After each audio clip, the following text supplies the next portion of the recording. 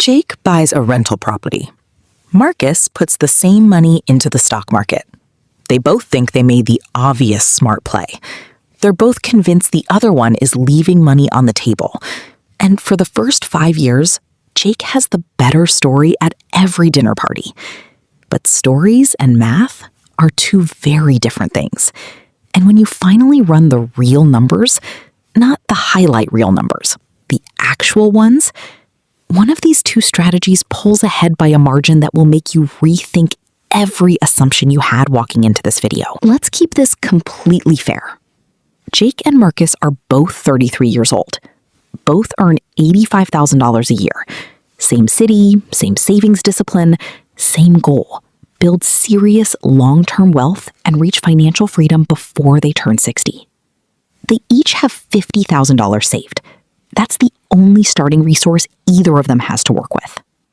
Jake puts his $50,000 down on a $250,000 rental property. He takes out a 30-year mortgage at 7% interest. His monthly mortgage payment is $1,329. He finds a tenant immediately and charges $1,800 a month in rent. On day one, Jake is cash flow positive by $471 a month.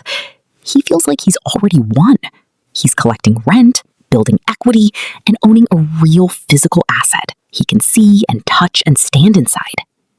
Marcus takes his $50,000 and puts the entire amount into a broad market index fund tracking the S&P 500.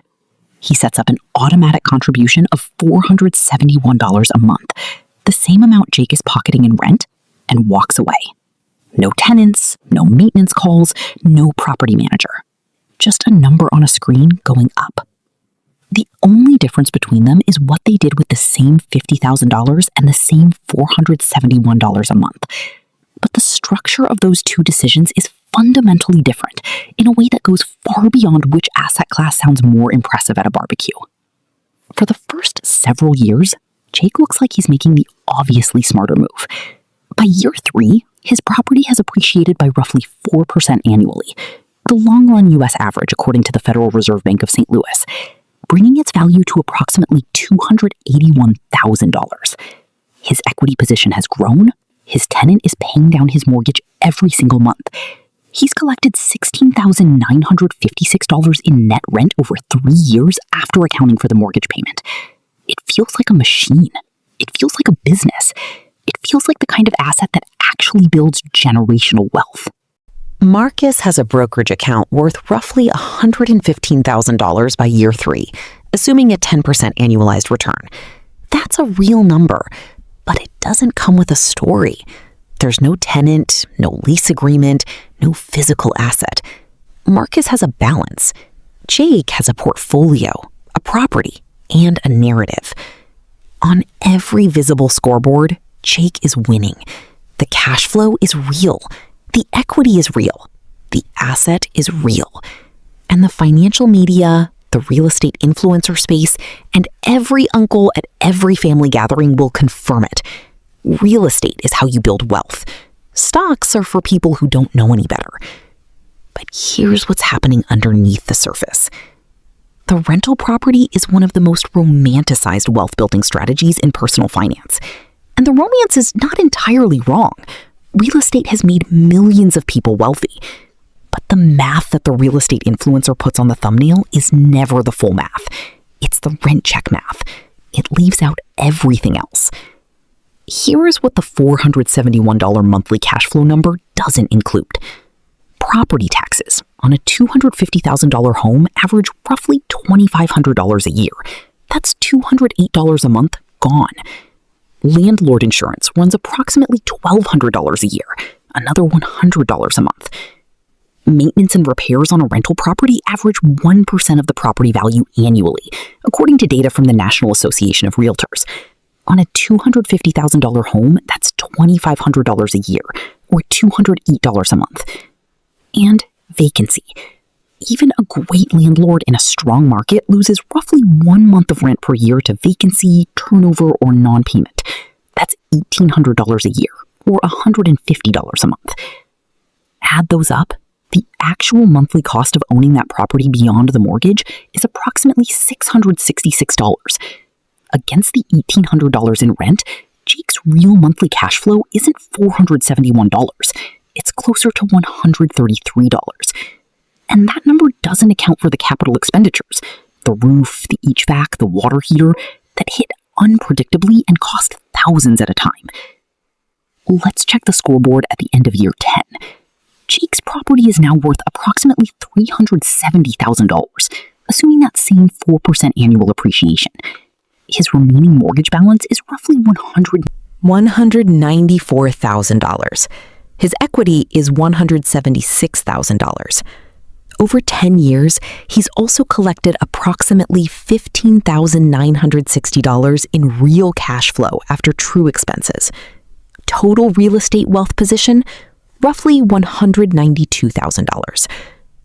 Marcus, at year 10, with his $50,000 initial investment and $471 monthly contributions compounding at 10% annually, has a portfolio worth approximately $244,000. He has paid $0 in maintenance, $0 in property taxes, $0 in landlord insurance. He has never received a call at 11 p.m. about a broken furnace. The gap at year 10 is $52,000 in Marcus's favor. Jake didn't see it because his balance went up every year and the rent checks kept coming. Going up felt like winning. But the real math scoreboard had quietly changed. Let's check the scoreboard at the end of year 30. Jake's property, now fully paid off, is worth approximately $811,000. Impressive. But Marcus's index fund, with the same inputs running for 360 months, has compounded to approximately $1,092,000. The gap at retirement is $281,000. And Marcus never dealt with a single tenant, never paid a property management fee, never replaced a roof. That 4% appreciation rate versus a 10% market return doesn't feel dramatic in any single year. Over 30 years, it's the difference between $811,000 and $1,092,000. Jake didn't lose because real estate is a bad investment. Jake lost because the liquidity cost, the hidden expense structure, and the return gap all ran simultaneously for 3 decades, and none of them showed up loudly in any single month. The flip happened quietly, but it happened. If I left the story here, I'd be telling the same one-sided story I just accused real estate influencers of telling. Real estate has 3 genuine advantages the math above doesn't fully capture. First, leverage. Jake controlled a $250,000 asset with $50,000 down. The stock market doesn't let you do that without margin. Notice the pattern. Every one of these wins is conditional, situational, or dependent on a specific tax strategy most people in their 30s aren't currently executing.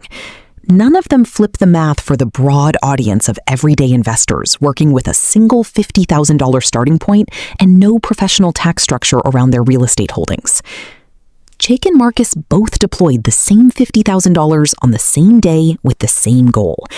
Jake picked the asset that felt like wealth. Marcus picked the asset that built it. The real trap isn't real estate, and it isn't stocks. The real trap is making a 30-year wealth decision based on which option has the better story in year 1. The rent check is real. The equity is real. But so is the $281,000 sitting in Marcus's account that was never in Jake's. Money that was quietly compounding in the background while Jake was on the phone with his property manager. Before you write a check for a down payment, run the full number, not the rent number, the real number. After taxes, after maintenance, after vacancy, after your time. That's the only number that tells the truth. And if you're wondering how this math changes when real estate is held inside an LLC with a proper depreciation strategy, that's a completely different conversation. And the answer might actually surprise you in the other direction.